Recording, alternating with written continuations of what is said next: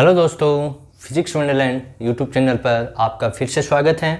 आज का जो हमारा लेक्चर है उसमें हम पढ़ेंगे रेजोल्यूशन ऑफ वेक्टर्स। 2D वाला हमने लास्ट वीडियो में पढ़ लिया था। 3D 3 डायमेंशनल आज करेंगे। तो स्टार्ट करते हैं आज का लेक्चर जो हमारा चल रहा था किसमें, वेक्टर। और वेक्टर में हम क्या पढ़ रहे थे, रेजोल्यूशन ऑफ वेक्टर्स। और इसमें हम क्या करेंगे आज, इसमें हम करेंगे 3 डायमेंशनल। कौन सा? 3 डायमेंशनल, जिसको 3D भी कहा जाता है। तो 3 डायमेंशनल क्या होता है उसके बारे में हम चर्चा करें। तो देखिए, मान लो कि हमने यहाँ पर एक क्यूब बना लेते हैं। क्या बना लेते हैं? एक क्यूब बना लेते हैं। अच्छे से दिखाई दीजिए, थोड़ा अच्छा से बना देते हैं।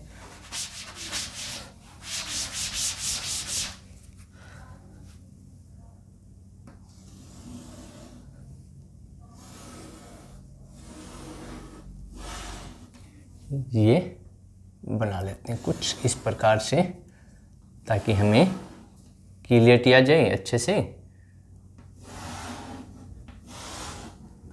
ये हमने बना दिया इस प्रकार से। इसमें ये हमने मान ली एक्स एक्सिस, ये हमने मान ली वाई एक्सिस, और ये हो गई इसकी जेड एक्सिस। तो ये हो गया इसका ओरिजिन। ये क्या हो गया? ओरिजिन हो गया। हमें वेक्टर दिया हुआ है। हमें क्या दिया हुआ है? वेक्टर। उसको मैं रिप्रेजेंट कर देता हूँ। जो वेक्टर हमें दिया हुआ है वो ये वाला वेक्टर हमें गिवन है। इसको मैंने नाम दे दिया वेक्टर ए। ये एरो का निशान, ये पॉइंट हमने नाम दे दिया पी पॉइंट। ठीक है। अब देखिए, ये एक्स एक्सिस है, तो एक्स एक्सिस में हमें पता है जो फैक्टर हम लेते हैं, इस वेक्टर का एक्स एक्सिस में मैं फैक्टर लिख दूं तो हम मान ले ए एक्स। कौन सी डायरेक्शन में? एक्स एक्सिस में।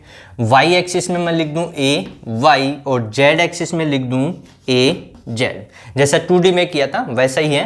एक्स डायरेक्शन में ए एक्स हो गया इसका कंपोनेंट, वाई डायरेक्शन में ए वाई हो गया, और जेड डायरेक्शन में ए जेड इसका कंपोनेंट।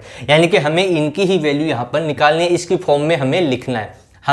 हम कह सकते हैं कि हमें जैसे मैग्नीट्यूड दिया हुआ हो, कोई भी वेक्टर क्वांटिटी उसका मैग्नीट्यूड दिया हुआ हो, तो आई कैप जे कैप के कैप में हमें उसको रिप्रेजेंट करना होता है। तो जब हमने प्रॉब्लम सॉल्व की थी उसका हम यहाँ पर यूज कर सकते हैं। तो आज हम उसी का यहाँ पर यूज कर लें 3D के अंदर। ठीक है। तो ये एक्स ए एक्स हो गया, ये ए वाई, और ये ए जेड। अब हम क्या करते हैं कि ये जो हमने लिया है यहाँ पर, ठीक है, इसके अकॉर्डिंग मैं ऐसा बना देता हूँ। तो ये जो है इसको नाम दे दिया एम, ये नाम दे दिया एन, ये नाम दे दिया क्यू, ये नाम दे दिया एस। इस प्रकार से हमने इनको नाम दे दी। ठीक है। अब देखिए, ये जो है पी एम वो इसके ऊपर परपेंडिकुलर हो गया, तो ये एंगल कितना हो गया? 90 डिग्री के इक्वल हो जाएगा। तो हमें इस डायरेक्शन में ए एक्स, इसमें ए वाई, इसमें ए जेड। एक्स डायरेक्शन में हमें यूनिट वेक्टर क्या लिखते हैं? आई कैप। इसमें क्या लिखते हैं? वाई डायरेक्शन में जे कैप, और इसमें क्या लिखते हैं? हम के कैप के द्वारा यूनिट वेक्टर को रिप्रेजेंट करते हैं। अब देखिए, हम एक ट्राइंगल ले लें। क्या ले लें? ट्राइंगल। कौन सा ट्राइंगल?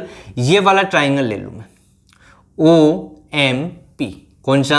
या ओ पी एम ट्राइंगल ले लें। तो इसमें देखिए, ये तो हो गया परपेंडिकुलर, ये तो क्या हो गया? परपेंडिकुलर। ये हमें चाहिए तो OP लिखा जा सकता है। OP किस प्रकार से लिखते हैं? OP इस प्रकार से लिखा जा सकता है, OP इक्वल्स टू, तो OP ये है, तो OP क्या आ जाएगा? OM plus MP। क्या लिख सकते हैं इसको? OM plus MP। ये हमने लिख दिया। क्या लिख दिया? OP, vector OP equals to OM plus MP, vector की फॉर्म में लिख रहे हैं। अब यहां पर जो OP है उसकी वैल्यू हमें दे रखी है वेक्टर A। कितना दिया हुआ है? Vector A। तो यहां पर लिखा जा सकता है vector A equals to OM plus MP। ये लिख दिया हमने। अब देखिए, हम और क्या करें इसमें हम OM को चेंज कर सकते हैं। क्या कर सकते हैं? OM को चेंज कर सकते हैं। कैसे करें? हमें यहाँ पर MP की वैल्यू तो पता है। किसकी वैल्यू पता है? MP की। आगे बताएंगे क्या होगी। हमें OM की वैल्यू नहीं पता। तो देखिए मैं ये वाला ट्राइंगल ले लूँ, ये वाला, ये जो ट्राइंगल है ये वाला ले लेते हैं। ठीक है, ये वाला हम ले लें यहाँ पर, यानी कि ये ट्राइंगल, सॉरी ये तो रेक्टेंगुलर हो गया, हमें ट्राइंगल लेना है। तो ये वाला ट्राइंगल ले लूँ। कौन सा? Triangle ONM, triangle ONM। ठीक है, क्या ले लें? कौन सा ट्राइंगल? ON और M, ये वाला ट्राइंगल हम ले सकते हैं। तो ये ट्राइंगल लेंगे तो इसमें OM जो होगा वो कितना हो जाएगा? OM equals to vector OM equals to क्या हो जाएगा? ON plus NM। क्या हो जाएगा? ON प्लस NM, ये हो जाएगा। ठीक है, यहाँ तक क्लियर पिक्चर। अब देखिए ये रेक्टेंगुलर है, हमने कहा कि ये जो है वो क्या है? रेक्टेंगुलर। तो ये इसका क्या हो गया? डायगोनल हो गया। ये क्या हो गया? डायगोनल। तो यानी कि ये और ये इक्वल हैं और ये इक्वल हैं। ऐसा भी तो हो सकता है। जब ये क्या बन गया? एक डायगोनल OQMN क्या बन गया? एक आपका डायगोनल रेक्टेंगुलर बन गया। क्या बन गया? रेक्टेंगुलर। और उसका डायगोनल क्या है? OM। क्या है? OM। तो यहां से इस ट्राइंगल में हमने लिखा OM, कितना लिखा? OM इक्वल्स टू लिखा ON प्लस NM। तो यहां से जो ON है वो किसके इक्वल होगा? ON इक्वल हो जाएगा QM के इक्वल। किसके इक्वल हो जाएगा? QM के इक्वल। ठीक है, और OQ है वो किसके इक्वल हो जाएगा? NM के इक्वल हो जाएगा। किसके इक्वल हो जाएगा? OQNM के इक्वल हो जाएगा। तो यहां से लिख सकते हैं बट ON इक्वल्स टू, क्या लिख सकता हूं? ON किसके इक्वल है? QM के। QM के इक्वल लिखा जा सकता है। एंड सेकंड क्या बच गया? NM। क्या बच गया? NM। NM क्या लिख सकता हूं? OQ। क्या लिख सकता हूं? OQ। तो ये वैल्यू यहां पहुंचा दें हम, तो हमारे पास जो रिजल्ट आएगा वो ये आएगा। OM इक्वल्स टू क्या जाएगा हमारे पास? ON की वैल्यू तो QM लिख दें, QM वेक्टर प्लस इसकी जगह लिख दूं OQ, ये आ गया। ये OM की वैल्यू यहां पहुंचा दें, OM यहां रख दें, तो क्या आ जाएगा? वेक्टर A आ जाएगा हमारे पास। तो कितना आएगा? देखिए वेक्टर A इक्वल्स टू कितना आ जाएगा? OM की वैल्यू ये रख दूं QM plus OQ plus MP, ये हमने रख दिया। अब हमें इन तीनों की वैल्यू क्या पता है वो हम यहाँ पर चेक करें। इसी डायग्राम से हम चेक करेंगे कि इसकी वैल्यू हमें पता है या नहीं है। ठीक है, तो क्या क्या वैल्यू होगी इसकी हम यहाँ पर आगे करें। तो देखिए क्या वैल्यू इसकी आने वाली है। तो यहाँ से देखिए QM, ये है QM और ये इसके पैरेलल है, यानी कि ON के पैरेलल। और इस डायरेक्शन में हमने जो कंपोनेंट लिया वो AX लिया। क्या लिया? AX लिया। और यूनिट वेक्टर क्या है? I cap. तो QM क्या लिखा जा सकता है? QM लिखा जा सकता है AX I कैप। यही तो होगा। देखिए QM ये वाला ये इसके पैरेलल होगा। इसके क्या होगा? ये पैरेलल हो जाएगा। अभी तो बताया ना कि ये एक रेक्टेंगुलर है, इसमें ये साइड इसके इक्वल और ये इसके इक्वल हो जाएगी। तो ये इक्वल हो गई और इसको ON को कितना माना हमने? AX और यूनिट वेक्टर I कैप। तो QM ON के इक्वल हैं, तो ये किसके इक्वल हो जाएगा? AX I कैप के। अब OQ कितना है? OQ की हम बात करें तो ये OQ है और ये Z एक्सिस में है, और Z एक्सिस में हमने क्या माना है? AZ। तो क्या आ जाएगा? AZ और यूनिट वेक्टर क्या है? K cap. तो K कैप आ जाएगा। अब क्या बच गया? MP। ये MP है, तो ये जो MP है वो किसके पैरेलल होगा? ये यहाँ पर पॉइंट दे दें हम कोई भी, ये वाला पॉइंट, यहाँ से ये पॉइंट हम दे दें, जैसे OP हो गए, R दे दे, तो ये किसके इक्वल आ जाएगा? OR के इक्वल आ जाएगा। यानी कि ये y एक्सिस के पैरेलल हो गया। ये जो कंपोनेंट है वो किसके पैरेलल हो गया? y एक्सिस के पैरेलल हो गया। तो ये पैरेलल हो गया, तो इसकी जो वैल्यू होगी वो AY के इक्वल हो जाएगी। तो यहां से लिखा जा सकता है MP किसके इक्वल है? AY और यूनिट वेक्टर क्या है? J cap. तो ये तीनों वैल्यू मैं यहां रख दूं तो हमारे पास जो यूनिट वेक्टर है सॉरी यूनिट वेक्टर का नाम आ रहा है, जो वेक्टर ए दिया हुआ था उसकी वैल्यू आ जाएगी कौन सी, ax, ay और az की फॉर्म में।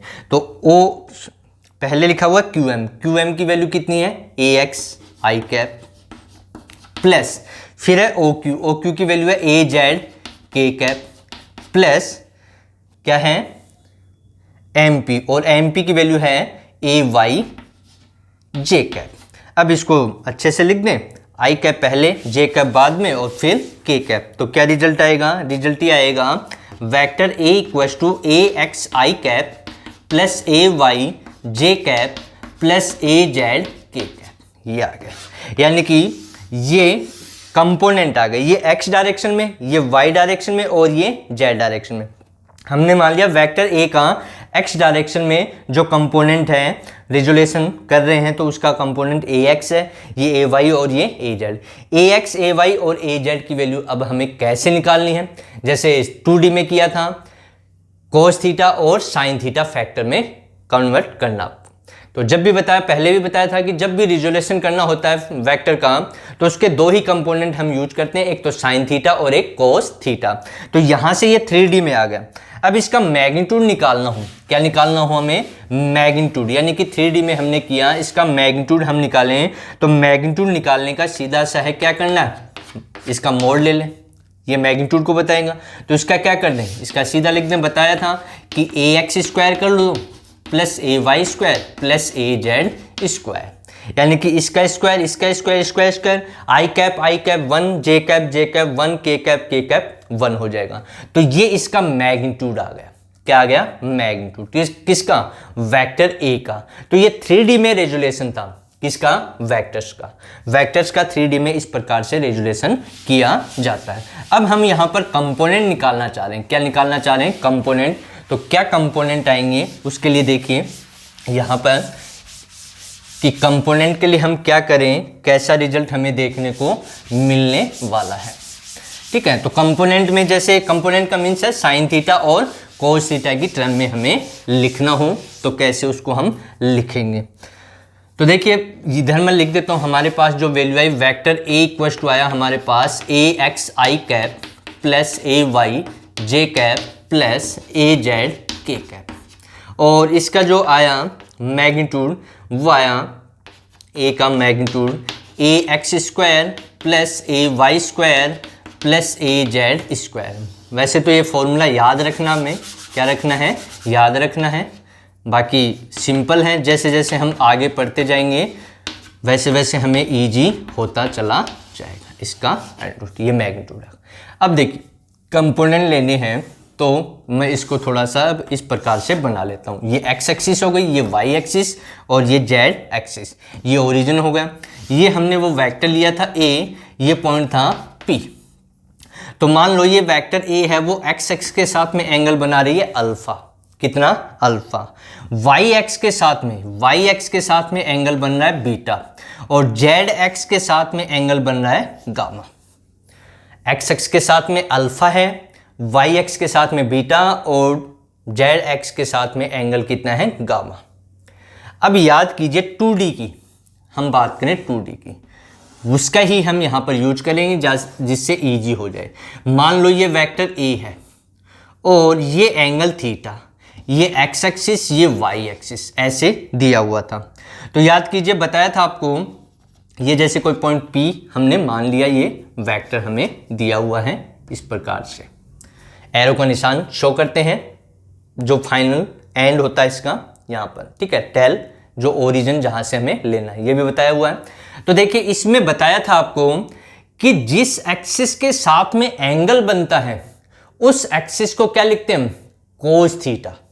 तो यहां पर जो a का कंपोनेंट आता है वो इधर क्या लिखा जाता है, a कोस थीटा, और इधर क्या लिखा जाता है, a साइन थीटा, ये लिखते हैं। तो ऐसे इसके भी रेजुलेशन कर दो, इसके भी कंपोनेंट कर दो। भाई x एक्सिस के साथ में क्या बना रही है, अल्फा एंगल, तो x एक्सिस के ऊपर इसका कंपोनेंट क्या आ जाएगा, x एक्सिस पे आ जाएगा a कोस थीटा, ये तो आएगा। x एक्सिस के साथ में कितना एंगल है, अल्फा एंगल है, तो x एक्सिस के साथ में एंगल है तो ये कंपोनेंट क्या आ जाएगा, a कोस थीटा। बाकी वैसे भी बना सकते हो, डायग्राम से भी निकाल सकते हो कि इसको परपेंडिकुलर किया, फिर ये ए वाई के इक्वल होगा और ये ए एक्स के इक्वल होगा, तो उसके इक्वल हम लिखना चाहें तो ऐसे भी हम कर सकते हैं। लेकिन ये हमें आता है तो हम डायरेक्ट इसका यूज करें ना, जिससे ईजी हो जाएगी प्रॉब्लम। क्या हो जाएगी? सिंपल हो जाएगी। और हमें तो सिंपल ही करना है, जितना ज़्यादा हो सके उतना ज़्यादा सिंपल करना है। तो एक्स कंपोनेंट क्या आ गया? ए कोस, सॉरी थीटा लिख दिया यहाँ पर, एंगल कितना है? अल्फा। तो ए कोस अल्फा कितना आ जाएगा? ए कोस अल्फा। ये किसकी वैल्यू हो गई? ये वैल्यू हो गई ए एक्स की। ये किसकी वैल्यू आ गई? ए एक्स की। अब हम बात करें वाई एक्सिस पे, तो वाई एक्सिस के साथ में कितना एंगल है? बीटा एंगल है। कितना एंगल है? बीटा। तो यहां पर इस डायरेक्शन में क्या आ जाएगा? इस डायरेक्शन में ए वाई की वैल्यू कितनी आ जाएगी? ए वाई हमारे पास आ जाएगा, यहां लिख देता हूं वाई डायरेक्शन में ए वाई इक्वल्स टू कितना एंगल है? बीटा। तो जिस एक्सिस के साथ में, वाई एक्सिस के साथ में एंगल बीटा है, तो इधर क्या लिख देंगे? Cos beta. तो क्या आ जाएगा? ए कोस बीटा। ऐसे जेड एक्सिस की बात करें, कौन सी एक्सिस की? जेड एक्सिस की हम बात करें तो जेड एक्सिस के साथ में कितना एंगल बन रहा है? Gamma angle. यानी कि कहने का मतलब ये है कि जिस एक्सिस के साथ में जो एंगल बनता है उधर हम कोस लिख देते हैं। थीटा हो तो थीटा लिख देंगे, अल्फा हो तो अल्फा, बीटा बीटा, गामा हो तो गामा। तो यहां पर ए जेड कितना आ जाएगा हमारा? ए जेड, जेड डायरेक्शन में कितना एंगल बन रहा है? गामा। तो क्या लिख देंगे? ए कोस गामा। ये लिख दिया। अब हमें ये पूछ लें कि इसका जो अल्फा कोण यहां बन रहा है, तो इसका वाई डायरेक्शन में कंपोनेंट अल्फा के साथ क्या होगा? तो उसको क्या लिखेंगे हम? उसको लिख सकते हैं ए साइन अल्फा, वो वाई डायरेक्शन में। ऐसे इसका पूछ लिया जाए तो इसका इस डायरेक्शन में आ जाएगा, तो वो कंपोनेंट हमें आने चाहिए। ठीक है, तो यहां पर हमें कोस अल्फा बीटा गामा चाहिए था, वो हमने, यानी कि हमें ए एक्स ए वाई और ए जेड की वैल्यू निकालनी थी, वो हमने निकाल ली। ए एक्स की वैल्यू कितनी आ गई? इधर लिख देता हूं मैं।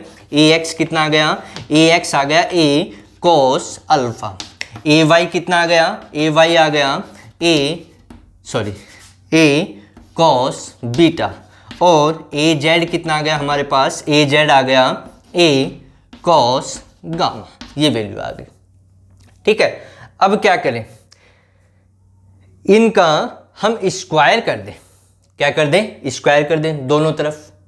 इसका स्क्वायर करें तो क्या आएगा? देखिए ये आएगा a x square equals to a square cos square alpha. यानी कि ए एक्स मिल गया, ए वाई ए जेड। हमें जो कंपोनेंट चाहिए थे एक्स डायरेक्शन में, वाई डायरेक्शन में, जेड डायरेक्शन में, ये वैल्यू यहाँ यूज कर सकते हैं। ए एक्स की जगह ये, ए वाई की जगह ए जेड की जगह ये रख दिया जाएगा, तो वो कंपोनेंट की फॉर्म में आ जाएगा। स्क्वायर कर दिया। ऐसे ए वाई का करेंगे तो ए वाई स्क्वायर कितना आ जाएगा? A square cos square beta. ऐसे ए जेड का कर दें, किसका कर दें? ए जेड का स्क्वायर, तो आ जाएगा a z square equals to a square cos square gamma. ये आ गया। अब यहां से जो इक्वेशन हमें मिली, क्या मिली? इक्वेशन जो मिली उसका मैं क्या कर दूं? स्क्वायर कर दिया। अब इन तीनों को हम ऐड कर दें। ए एक्स स्क्वायर, ए वाई स्क्वायर, ए जेड स्क्वायर का लेफ्ट हैंड साइड में ऐड हो जाएगा, ये राइट हैंड साइड में ऐड हो जाएगा। तो क्या हमें देखने को मिलेगा? देखिए हमें जो देखने को मिलेगा वो कुछ इस प्रकार से देखने को मिलता है। क्या मिलेगा? देखिए, तो यहाँ पर रिजल्ट क्या आने वाला है, इसको भी रफ करते हैं। तो जो आएगा, स्क्वायर करेंगे तो आएगा a x square plus A y square plus A z square. A x square plus A y square plus A z square left hand side में। राइट हैंड साइड में क्या आ जाएगा? राइट हैंड साइड में a square cos square alpha plus a square cos square beta plus a square cos square gamma. ये आ जाएगा। ठीक है, अब देखिए इन दो तीनों में क्या कॉमन आ रहा है? ए स्क्वायर कॉमन आ रहा है, तो इसको लिखा जा सकता है a x square plus A y square plus A z square equals to a square common आ गया, तो आगे बच गया cos square alpha plus cos square beta plus cos square gamma. ये बच गया। अब हमने क्या लिखा था? हमने लिखा था vector A equals to A X I cap plus A Y J cap plus A Z K cap. ये हमारे पास आया था। तो अब हम क्या करें? इसका स्क्वायर कर दें, स्क्वायर ऑन बोथ साइड, यानी कि इसका स्क्वायर कर देंगे तो एक तरह से मैग्नीट्यूड हम कह सकते हैं। तो स्क्वायर करेंगे आएगा a square equals to A x square plus A y square plus A z square. जो वेक्टर है यदि उसका स्क्वायर कर देते तो क्या मिलता है हमें, मैग्नीट्यूड। तो ए स्क्वायर की वैल्यू किसके इक्वल है, a x square plus A y square plus A z square के इक्वल। तो इन तीनों की जगह मैं क्या रख सकता हूँ, ए स्क्वायर। तो क्या जाएगा, a square equal to a square cos square alpha plus cos square gamma plus cos square sorry beta है ना, cos square beta plus cos square gamma यहाँ आएगा। ये हो गया। तो ए स्क्वायर से ए स्क्वायर कैंसिल हो जाएगा, तो ये कैंसिल होगा तो ये बचेगा 1 equal to cos square alpha plus cos square beta plus cos square gamma. तो एक रिजल्ट और हमें देखने को मिला, यदि हम 3D लें एक्स वाई जेड एक्सिस, जिसमें एक्स एक्स के साथ एंगल अल्फा, वाई के साथ में बीटा, जेड के साथ में गामा हो, तो कोस square alpha plus cos square beta plus cos square gamma का जो ऐड होगा, एडिशन होगा, वो किसके इक्वल होगा, 1 के इक्वल हमें देखने को मिलेगा। तो यहाँ पर कोस अल्फा, कोस बीटा और कोस गामा को क्या बोलते हैं, ये वेक्टर जो हम वेक्टर लिया vector A, cos alpha cos beta and cos gamma जो होती हैं, जो वेक्टर हमने लिए हैं उसकी क्या बोलते हैं, इसको बोलते हैं कोस साइन। क्या बोलते हैं, कोस साइंस। क्या बोलते हैं, कोस साइंस इसको कहा जाता है, या ऐसा भी बोल दिया जाता है डायरेक्शनल कोस साइन, ऐसा भी बोल देते हैं। और शॉर्टकट में क्या बोल देते हैं, कोस साइन इनको कहा जाता है। तो डायरेक्शनल कोस साइन इनको कहा जाता है। यहां तक क्लियर है। अब आगे देखिए, आगे एक फॉर्मूला और बन सकता है, इसमें क्या बन सकता है, एक फॉर्मूला और बन सकता है। कैसा फॉर्मूला आएगा, देखिए हम जानते हैं cos square theta plus sine square theta equal to क्या होता है, 1। तो यहां से हम लिख सकते हैं cos square theta equal to 1 minus sine square theta. तो ऐसे ही कोस स्क्वायर अल्फा क्या लिखा जा सकता है, 1 माइनस साइन स्क्वायर अल्फा, ये लिख सकते हैं। तो यहां पर इसको लिख दूं 1 minus sine square alpha, 1 minus sine square beta, 1 minus sine square gamma. तो क्या रिजल्ट हमें देखने को मिलेगा, हमें ये देखने को मिलेगा 1 equal to 1 minus sine square alpha plus 1 minus sine square beta plus 1 minus sine square gamma, ये देखने को मिलेगा। 1 2 3, 1 प्लस 1 प्लस 1 कितना होगा, 3 इधर ले आऊं तो ये प्लस में है, तो इधर जाकर के माइनस में, तो 1 माइनस 3 इक्वल टू आ जाएगा माइनस, इन तीनों में माइनस कॉमन ले लें तो आ जाएगा sign square alpha plus sine square beta plus sine square gamma, ये आ जाएगा। अब एक में 3 कम कर देंगे तो -2 बचेगा, तो क्या आएगा, -2 equal to minus sine square alpha plus sine square beta plus sine square gamma, ये बच गया हमारे पास। माइनस से माइनस कैंसिल, तो फाइनली रिजल्ट क्या आया, फाइनली रिजल्ट ये आया sine square alpha plus sine square beta plus sine square gamma equal to क्या होता है, 2 के इक्वल। किसके इक्वल होता है, 2 के इक्वल। जबकि cos square alpha plus cos square beta plus cos square gamma किसके इक्वल होगा, 1 के इक्वल। और sine square alpha plus sine square beta plus sine square gamma equal to 2। तो ये दो कंडीशन भी हमें देखने को मिलती हैं यहाँ पर। ये एक फॉर्मूला है मैथमेटिकल, जब मैथ पढ़ोगे तो वहाँ पर आपका यूज होते हैं ये फॉर्मूले, और हमारे यहाँ पर वेक्टर में इनका यूज किया जाता है। कैसे यूज करेंगे वो हम आगे बाद में पढ़ेंगे। अब देखिए हमने यहाँ पर रेजुलेशन तो कर दिया, क्या कर दिया, वेक्टर्स का रेजुलेशन कर दिया, लेकिन इनका यूज कहाँ होता है इसके बारे में हम डिस्कशन करें। तो रोलर नाम सुना होगा आपने, क्या, रोलर, ठीक है। जैसे पिच वगैरह बनाई जाती है क्रिकेट की, तो उसमें रोलर रोलिंग करते हैं, तो वहाँ पर इसका यूज किया जाता है। कैसे कि एक तो ये है कि ये रोलर हमने मान लिया कि ये एक रोलर है, ये सरफेस हो गया, तो इस रोलर का जो वेट है वो नीचे की ओर लगेगा, जिसको हम W लिख दें। इसका जो R है वो ऊपर की ओर लगता है, इसके ऑपोजिट। तो R इक्वल टू W होता है, ये इक्विलिब्रियम पोजीशन में होता है। अब मान लो मैंने इस पर इधर एक फोर्स लगाया, इधर क्या कर दिया, फोर्स लगा दिया इस डायरेक्शन में, फोर्स F लगा दिया। क्या लगा दिया, फोर्स F ये लगा दिया। ये ओरिजिन है, इस प्रकार से हम कर रहे हैं, यानी कि इसको धकेल रहे हैं। क्या कर रहे हैं, धकेल रहे हैं। ठीक है, तो इस फोर्स के कंपोनेंट क्या होंगे, इसके कंपोनेंट हम करें। जैसे रेजुलेशन है, रेजुलेशन का मीन्स है कंपोनेंट ही करना। ये एंगल थीटा हो गया, तो इधर कंपोनेंट आ जाएगा जिसके साथ में एंगल बन रहा, उधर कोस थीटा, तो F कोस थीटा, और इधर क्या आ जाएगा, F साइन थीटा, ये आ जाएगा।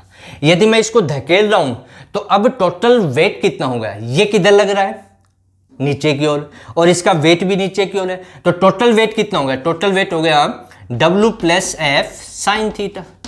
जब मैं इसको धकेल रहा हूं, यानी कि किसी एंगल के ऊपर यदि हम इसको धकेल रहे हैं इस प्रकार से, तो इसके दो कंपोनेंट हो गए फोर्स के, एक तो इधर हो गया और एक इधर हो गया, तो ये इसमें ऐड होगा। तो जो वेट है, जो इसका भार है, जो वेट है, वो क्या होगा, बढ़ गया। पहले कितना था, W के इक्वल, अब इस कंपोनेंट के कारण कितना होगा, W plus F sine theta, यानी कि हमें बहुत ज्यादा फोर्स करना पड़ेगा, ये ऐड हो रहा है। अब दूसरी कंडीशन देखिए, दूसरी कंडीशन ये है, मान लो यही रोलर हो, रोलर वही है, वेट भी वही है, ये रोलर है, इसका ये वेट हो गया। अब मैंने जो फोर्स लगाया वो ऐसे लगाया, यानी कि इस डायरेक्शन में ऐसे फोर्स लगा दिया, इधर फोर्स लगा दिया, बहुत बढ़िया है। ठीक है, तो इधर फोर्स हम लगाएंगे, तो अब हम इसको तो धकेल रहे थे, धक्का मार रहे थे, और इसको क्या खींच रहे हैं, तो क्या होगा, तो देखिए इसके भी दो कंपोनेंट होंगे। क्या होंगे, दो कंपोनेंट, ऐसे इस प्रकार से दो कंपोनेंट हो जाएंगे। ये एंगल थीटा हो गया, तो इधर तो ये फोर्स F वही फोर्स है, उसके इक्वली फोर्स लगाया, तो दोनों में डिफरेंस क्या है ये बताना चाह रहे हैं यहाँ पर। तो इधर कंपोनेंट क्या जाएगा, F कोस थीटा, और इधर कंपोनेंट क्या जाएगा, F साइन थीटा। अब देखिए इसकी डायरेक्शन किधर हो गई, ऊपर की ओर, और ये किधर है, नीचे, तो अब नेट वेट कितना हो जाएगा, ये हो जाएगा W minus F sine theta, यानी कि अब वेट है वो पहले से कम होगा कि नहीं, पहले कितना था W, और जैसे इधर हमने इसको खींचना शुरू कर दिया, इसको तो हम धक्का मार रहे हैं और इसको खींच रहे हैं, तो है वही फोर्स लेकिन तरीका अलग हो गया, रेजुलेशन करने का मेथड, कि रेजुलेशन का इफेक्ट क्या होता है। तो यहां पर देखिए F कोस थीटा अब भी इसी डायरेक्शन में, जो F कोस थीटा वो इधर है, और इसमें भी जो F कोस थीटा वो इधर ही है, यानी कि ये कंपोनेंट तो दोनों ही कंडीशन में सेम है, यानी कि उतना ही फोर्स लगा रहे हैं, धकेलने में भी उतना ही फोर्स लगा और खींचने में भी उतना ही फोर्स हम लगा रहे हैं, लेकिन यहां पर हमें ज्यादा फोर्स लगाना पड़ेगा इस कंडीशन में जब इसको हम धकेल रहे हैं, और यहां पर जब खींच रहे हैं तो उसका वेट है वो कम हो गया, तो यानी कि कम फोर्स हमें लगाना पड़ेगा। ये इंपॉर्टेंस है किसका, रेजुलेशन ऑफ वेक्टर्स का, कि हम एक तो पुल करते हैं और एक पुश करते हैं, पुल और पुश हम करते हैं तो उसमें क्या चेंजेज है, ये इस प्रकार से, यानी कि इसको एक तो धकेल रहे हैं और इसको खींच रहे हैं, तो खींचने में हमें कम फोर्स लगाना पड़ेगा। क्यों, क्योंकि उसका जो वेट है वो क्या हो गया, कम हो गया, और जबकि धकेल रहे हैं तो उसका वेट है वो क्या हो गया, इसमें कितना है, W plus F sine theta आ जाएगा, तो वेट बढ़ गया कि नहीं, प्लस हो रहा है, और इसमें कितना आ रहा है, W minus F sine theta आ रहा है, तो इसमें कम हो गया। तो ये इंपॉर्टेंट है, इंपॉर्टेंस होता है रेजुलेशन ऑफ वेक्टर्स का। तो ये हमारा आज का लेक्चर था जिसमें हमने रेजुलेशन ऑफ वेक्टर्स के बारे में स्टडी की, कौन सी, 3 डायमेंशनल। अगला जो लेक्चर होगा उसमें हम इससे रिलेटेड जो प्रॉब्लम है 2D और 3D वो हम करेंगे, जिससे और अच्छे से हमें क्लियर हो जाए। यदि आपको वीडियो अच्छा लगे तो लाइक कीजिए और शेयर कीजिए।